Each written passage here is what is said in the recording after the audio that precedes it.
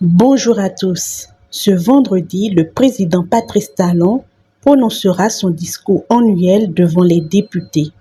L'emblème du jour en fait sa manchette, message du chef de l'État sur l'état de la nation. Patrice Talon devant les députés ce vendredi.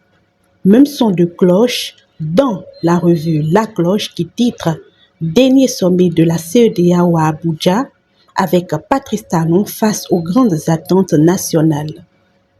Romuald Wadani, meilleur ministre. Le ministre béninois de l'économie et des finances, Romuald Wadani, est une nouvelle fois distingué à l'échelle continentale. Décryptage Info met en avant gestion publique en Afrique. Romuald Wadani, champion de la finance africaine en 2024. Le patrimoine confirme performance économique en Afrique. Romuald Wadani, meilleur ministre de l'année 2024. Actu Express ajoute Romuald Wadani sur le boulevard vers la présidence de la BAD. Plusieurs journaux relatent le geste de la Chine en faveur du Parlement béninois. Le potentiel annonce coopération bilatérale. La Chine offre du matériel informatique au Parlement béninois.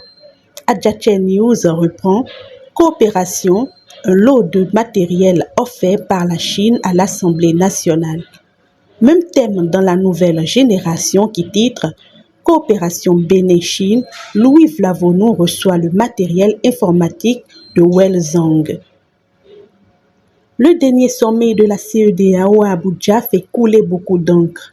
La Cloche évoque une fracture, la rupture entre la CEDEAO, le Burkina Faso et le Niger actée. Pendant ce temps, le patrimoine rapporte des avancées. 66e session ordinaire de la conférence des chefs d'État, le débat sur la création de l'ECO a évolué. Un mandat d'arrêt international contre l'homme d'affaires sénégalais Yérim Sow fait la une de la Guérite avec ce titre « Justice béninoise, mandat international contre Yérim Sow ». Le Bénin innove dans le domaine de la santé. Le Grand Regard et le Soleil levant s'intéressent à la nouvelle carte pharmaceutique 2025-2027 qui sera mise en place pour renforcer la couverture en officine de pharmacie. La douane béninoise réalise un coup de filet spectaculaire avec la saisie de millions d'euros à Sémékraké. Le Soleil levant salue une victoire contre la fraude et l'insécurité grâce aux efforts des équipes de la douane nationale. Le Carnat du Nord se penche sur les jeunes lycéennes à Parakou en mettant en avant comportement à risque en milieu scolaire, les précieux conseils de Talata et Tony Fodé.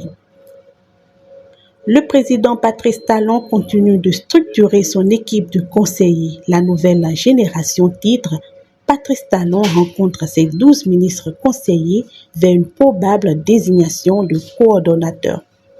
C'était la revue des titres. Bonne journée à vous.